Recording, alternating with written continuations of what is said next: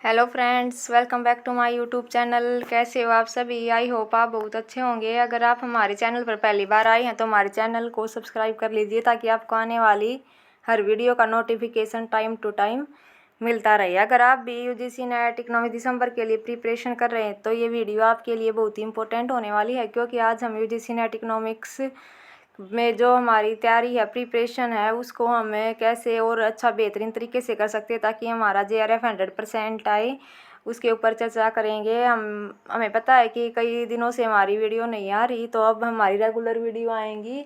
जैसे कि shorts video है जो हमारी वो मैचिंग द फॉलोइंग के क्वेश्चन है, मैं डेली डाल रही हूँ उनको, तो आप शॉर्ट्स वीडियो भी देखो। और अगर आप हमारे चैनल पर पहली बार आए हैं तो लाइक, शेयर और सब्सक्राइब कीजिए। तो चलो आज की क्लास हम स्टार्ट करते हैं। सबसे पहले हमें यह देखना होता है कि जो हमारा अभी जून का रिसेंटली एग्ज़ाम हुआ था, उसमें हमारी जो भी हमारी यूनिट हैं उनका कितना पार्ट है, जो कि कितनी वेटेज थी कि जो इकोनॉमिक्स की हर एक यूनिट से पूछी गई थी। जो हमारी यूनिट माइक्रो इकोनॉमिक्स और मैक्रो इकोनॉमिक्स हैं, इन दोनों से 12-12 क्वेश्चन आए थे। आप सभी को पता है कि हमारे सेकंड पेपर में 100 क्वेश्चन का आता है, जिसमें कि 2 पैसे जाते हैं 10 नंबर के, और 90 नंबर के जो हमारी 10 यूनिट है बाकी, उनमें से क्वेश्चन आते हैं। तो आप सभी, और ये वेटेज हमारी ये नहीं है कि फिक्स नहीं है कि अब की बार 12 क्वेश्चन आए तो अगली बार हो सकता है 10 भी आए, हो सकता है 6-7 भी आए। तो मतलब ज़रूरी नहीं है कि इतनी वेटेज है उनका। कोई कभी कभी मैथमेटिक्स इतना दे देते हैं, अब की बार मैथमेटिक्स बहुत ज़्यादा था, कभी कभी इंडियन इकोनॉमी से ज़्यादा क्वेश्चन पूछ लेते हैं। तो मतलब कि कोई भी ये नहीं है कि फिक्स इस यूनिट से इतने क्वेश्चन आए, तो हम किसी भी यूनिट को स्किप नहीं कर सकते। ग्रोथ एंड डेवलपमेंट से हमारे 6 क्वेश्चन बने थे, जिसमें कि हमारी जो रोस्टो की जो हमारी थ्योरी होती हैं, थ्योरी से बहुत ज़्यादा क्वेश्चन पूछे जाते हैं। रेडोमर मॉडल से भी क्वेश्चन पूछा गया था। इंटरनेशनल ट्रेड से भी 6 क्वेश्चन आए थे। इंडियन इकोनॉमिक्स से 10 क्वेश्चन आए थे। तो हमारी जो माइक्रो इकोनॉमिक्स, मैक्रो इकोनॉमिक्स और इंडियन इकोनॉमी है, जो हम वहाँ से इंडियन इकोनॉमी जो हमारी इकोनॉमिक बजट होता है, सर्वे होता है, जो हमारी रिपोर्ट्स होती हैं, उनसे बहुत ज़्यादा क्वेश्चन बनते हैं। उसमें हर एक बार हमारा जो कि क्रोनोलॉजी, मैचिंग द फॉलोइंग, बहुत ज़्यादा क्वेश्चन बनते हैं। तो ये 3 जो हमारी अब की बार यूनिट हैं, इसे सबसे ज़्यादा क्वेश्चन इसी से आए थे। मनी एंड बैंकिंग से भी इस बार 5 क्वेश्चन पूछे गए थे। मनी बैंकिंग से कम ही क्वेश्चन आते हैं। बाकी पब्लिक इकोनॉमिक्स से, फाइनेंस से भी 6 क्वेश्चन थे। इन्वायरमेंटल इकोनॉमिक्स, डेमोग्राफी से 6 क्वेश्चन थे। रीडिंग कम्प्रीहेंशन मैंने पहले बता दिया, इसमें एक प्रोबेबिलिटी से रिलेटेड आया था हमारा, और एक जो हमारा मॉनेटरी पॉलिसी है उससे रिलेटेड था। स्टैटिक्स के 9 क्वेश्चन थे। इकोनोमेट्रिक्स के 3 क्वेश्चन थे। और मैथमेटिक्स अब की बार बहुत ज़्यादा था, 15 क्वेश्चन थे जो कि मैथमेटिक्स से थे। तो मतलब कि आप देख लो कि मैथमेटिक्स हमारा अब की बार बच्चे कह रहे हैं कि बहुत डिफिकल्ट था। डिफिकल्ट नहीं था, वो लेंथी हो जाता हमारा एग्ज़ाम, क्योंकि उसमें क्रोनोलॉजी और मैचिंग के क्वेश्चन ज़्यादा होते हैं और हम प्रैक्टिस नहीं कर पाते, जिसकी वजह से हमारा वो पेपर अटैम्प्ट नहीं हो पाता। और मैथमेटिकल से अब की बार ज़्यादा पूछ लिया तो इसकी वजह से वो लेंथी ज़्यादा हो गया, तो इसलिए हम उसको कह सकते हैं कि हाँ, पेपर डिफ़िकल्ट था। तो ये सभी आपकी जो कि 10 की 10 यूनिट हैं, जिससे कि इस बार क्वेश्चन बने थे। अब हम देखते हैं कि कैसे क्वेश्चन आते हैं। सबसे पहले क्रोनोलॉजी के 15 क्वेश्चन इस बार आए थे जो कि हमारे थे। और मैचिंग क्वेश्चन 15 क्वेश्चन मैचिंग से आए थे। जैसे कि मैचिंग से क्वेश्चन आएंगे कि हमारा बजट, कोई भी जैसे थ्योरी दे देंगे, एक साइड उसके प्रोपाउंडर दे देंगे, भाई किसका है ये, वेटेज कितना है। और क्रोनोलॉजी में हमारी जो कि पॉवर्टी की कमेटी होती हैं, और जो बजट से रिलेटेड होता है हमारा एलोकेशन, तो मतलब उनको क्रोनोलॉजी में लगाना जाता है। हमारा ज़्यादा से ज़्यादा मतलब 30 क्वेश्चन तो समझ लो कि सीधे डायरेक्ट इसी से आ गए, तो टाइम कंज्यूमिंग ज़्यादा हो जाता है। एक मल्टी स्टेटमेंट्स की 4-5 स्टेटमेंट दे देंगे, उनमें से कहेंगे कि सही कौन सी है वो निकालो, कई बार कहेंगे गलत कौन सी, तो हम अच्छे से पढ़ नहीं पाते कि नोट ट्रू पूछ रखा है या ट्रू। इसमें भी हमारी बहुत सारी मिस्टेक हो जाती है। और ISLM मॉडल, इसे क्वेश्चन इस बार भर भर के पूछे गए, 6-7 क्वेश्चन तो इस बार ISLM मॉडल से थे। कई मतलब कि ये नहीं है कि डायरेक्ट क्वेश्चन नहीं पूछे गए कि मैक्रो इकोनॉमिक से नहीं, जैसे कि पब्लिक और मैक्रो दोनों को मिक्स कर दिया, money banking and finance, public finance को मिक्स कर दिया, मतलब कि 2-2 यूनिट को मिक्स करके तब कंसेप्ट को फिर क्वेश्चन पूछा गया था। इकोनॉमिक सर्वे इकोनॉमिक सर्वे और बजट से भी 7-8 क्वेश्चन थे दोनों से, और प्रोबेबिलिटी से वैसे भी क्वेश्चन था, और जो हमारा पैराग्राफ आता है कम्प्रीहेंसिव वो भी प्रोबेबिलिटी से था। प्रोबेबिलिटी बहुत इंपॉर्टेंट है क्योंकि हमारे जितने भी एग्जाम हुए अब तक हर बार 2-3 क्वेश्चन जरूर आते हैं, और इस बार तो हमारा जो कम्प्रीहेंसिव था वो भी प्रोबेबिलिटी से रिलेटेड ही था। थ्योरीज, अगर आप थ्योरीज अच्छे से कर लो, क्योंकि जितनी भी थ्योरी हैं, चाहे वो माइक्रो इकोनॉमिक्स की हो, इंटरनेशनल इकोनॉमिक्स की हो, ग्रोथ डेवलपमेंट की, मैक्रो इकोनॉमिक्स, मतलब कि थ्योरी से 100% क्वेश्चन पूछा दे, मतलब उनकी लैंग्वेज वे घुमा देते हैं कि बच्चा कंफ्यूज हो जाए।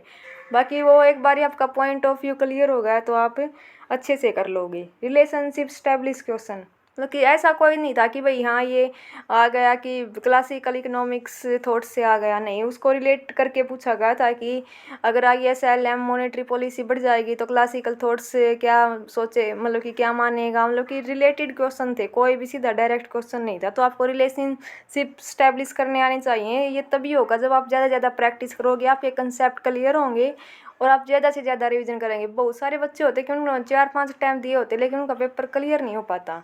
क्यों नहीं हो पाता? क्योंकि उनको क्लियर सब कुछ है लेकिन वो रिलेशनशिप वहाँ बना नहीं पाते। तो आपको सबसे पहले आपका प्रैक्टिस पे बहुत ज़्यादा फोकस करना है, अलग से बना लेने हैं। जैसे क्रोनोलॉजी से संबंधित जो भी हमारे टॉपिक हैं, आप सबको बताइए, पॉवर्टी से रिलेटेड जितने भी हमारी वे थ्योरी हो, मतलब कि पॉवर्टी की कमेटी होती हैं, उसे क्रोनोलॉजी में लगाना आता है। बैंकिंग से रिलेटेड जितनी भी होती हैं वे उसको लगाना आता है। WTO के राउंड होते हैं, उनको भी हर बार क्वेश्चन बनता है कि इनको क्रोनोलॉजी में लगाओ। तो जो भी इम्पोर्टेंट है क्रोनोलॉजी जहाँ से बन सकती है उन सब के आप अलग से नोट्स बना लो। और जो मैचिंग के क्वेश्चन होते हैं, जैसे कि थ्योरी को मैच करना हो गया, उनको अलग से नोट्स बना लो। मतलब कि आपको जो पेपर का जो जिस प्रकार के क्वेश्चन पूछे जा रहे हैं उसी प्रकार से प्रैक्टिस करनी है। मतलब ये नहीं है कि भाई आपने सीधा डायरेक्ट क्वेश्चन पढ़ दिया, थ्योरी नहीं। जैसे कि इंटरनेशनल इकोनॉमिक्स की हैं, वे लगाने आ जाएंगे कि भाई सभी को मैचिंग करो। हिपोथेसिस हैं, जैसे कि लाइफ साइकिल हिपोथेसिस है, तो किसने दी, मतलब कि चारों दे देंगे हमारी जो भी हिपोथेसिस हैं, एक साइड उनके प्रोपाउंडर, तो मतलब उनको लगाना। ऑटो कोरिलेशन, मल्टी कोरेंट के जो टेस्ट हैं, इस बार भी डर्बन वेस्टर्न टेस्ट से फिर क्वेश्चन आता है कि कौन से किससे रिलेटेड है, तो ऑटो कोरिलेशन। तो इन सब से रिलेटेड हमारे मैचिंग दे क्वेश्चन आते हैं जो हमारे टॉपिक हैं, तो उनको अलग से कर लो। मतलब कि मैचिंग वाले क्वेश्चन अलग कर लो और क्रोनोलॉजी वाले अलग कर लो। जब आप इस तरह से अपने अलग अलग नोट्स बनाओगे, जैसे बजट इकोनॉमिक्स का अलग से बना लिया, तभी आप अच्छे से कर सकोगे अटैम्प्ट को। वरना अगर आप ये नहीं करोगे कि भाई हमारा पेपर एग्ज़ाम कैसा आता है, उसको एनालाइज नहीं करोगे, सीधा डायरेक्ट क्वेश्चन कर ही जाओगे, तो आपसे नहीं होगा। सीधी सी बात है ये। और रियलिटी बहुत से बच्चों को अच्छी नहीं लगती।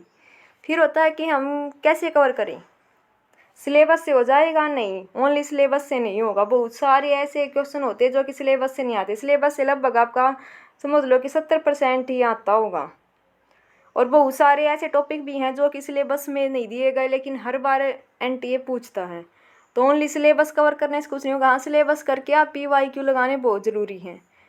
तो सिलेबस के भरोसे मत बैठे रहो कि भाई सिलेबस करें, नहीं, आपने ये करना है कि मैच द फॉलोइंग के अलग से नोट्स बना लिए, क्रोनोलॉजी के अलग से बना लिए, जैसा पैटर्न चल रहा है उसके अकॉर्डिंग बनाना आपने।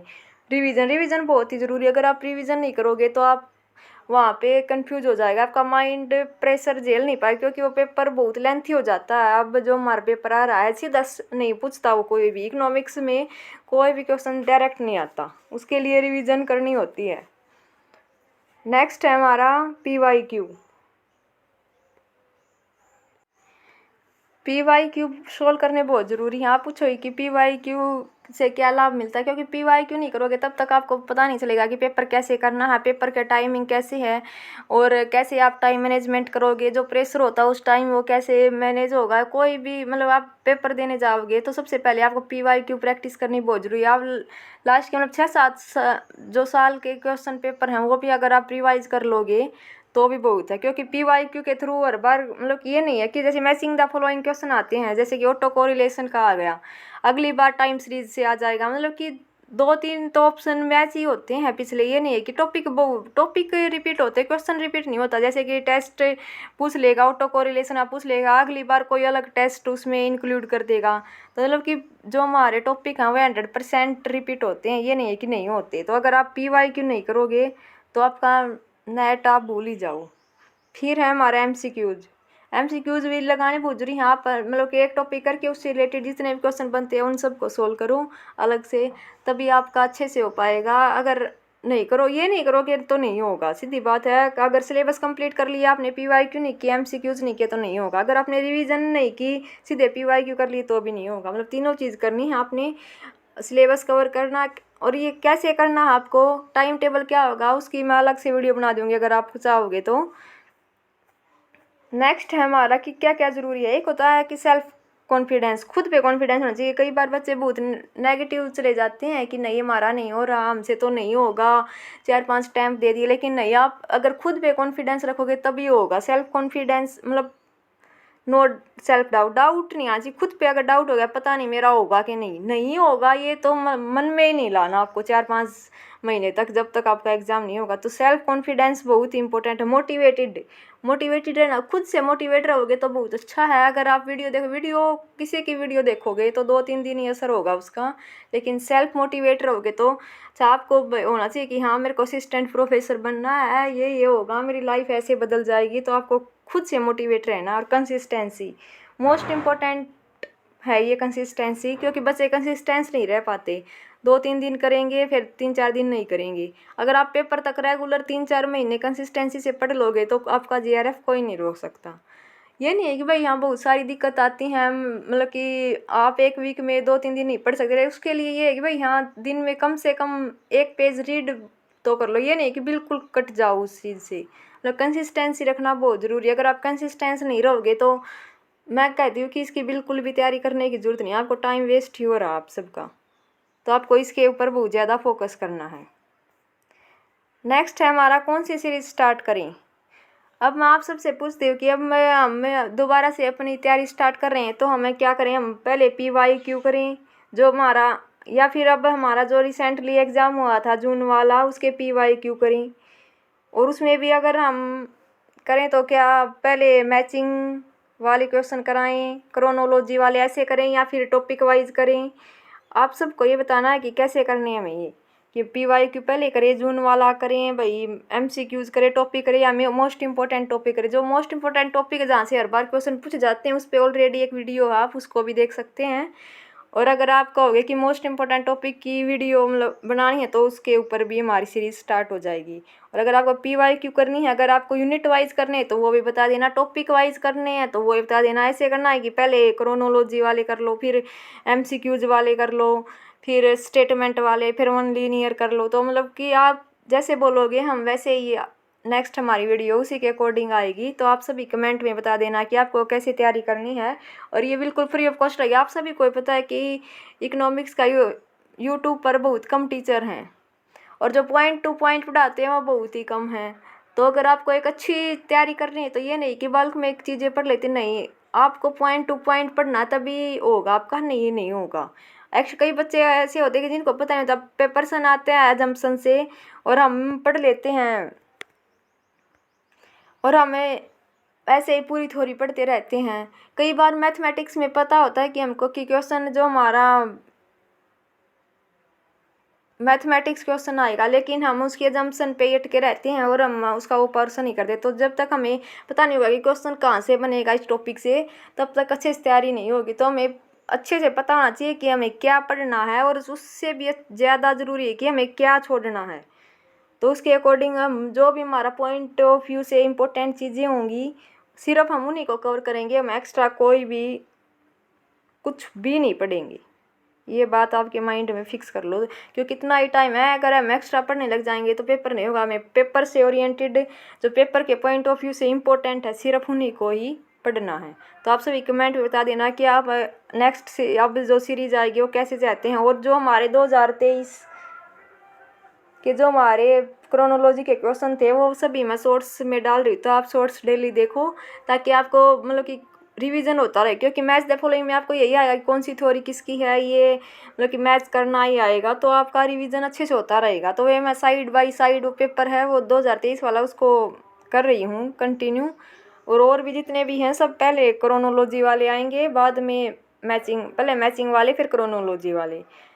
क्योंकि उसमें मैचिंग में कुछ समझाने का तो ऐसा कुछ होता नहीं, क्योंकि आप सभी मास्टर्स में पढ़ के भी आए हो, आपको सिर्फ वही पढ़ना जो ज़रूरी है। अगर आप अभी पढ़ने बैठ जाओगे इतना डीप से तो नहीं होगा, सिलेबस ही कवर नहीं होगा, इतना बड़ा सिलेबस है।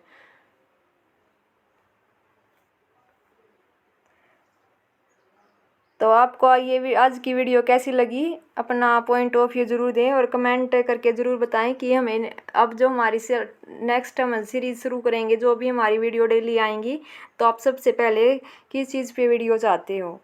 अगर आपको ये हमारी वीडियो अच्छी लगी है तो कमेंट, लाइक और शेयर करें और दूसरे बच्चों के साथ भी शेयर करें, ताकि जो बच्चा जेन्युइनली पढ़ना चाहता है, जिसको नहीं मतलब गाइडेंस नहीं मिल पाती, बहुत सा बार हमें गाइडेंस नहीं मिल पाती प्रॉपर, तो जिसको भी बच्चे को गाइडेंस नहीं मिल पाती, तो आप एक अच्छे प्लेटफॉर्म पे आए हो, मैं अपना एक्सपीरियंस है उसी को आपके साथ शेयर करूँगी। तो थैंक यू सो मच आपको इतनी पूरी वीडियो देखने के लिए, और नेक्स्ट वीडियो किस पे आप ज़रूर से ज़रूर बताएं, और थैंक यू सो मच, धन्यवाद।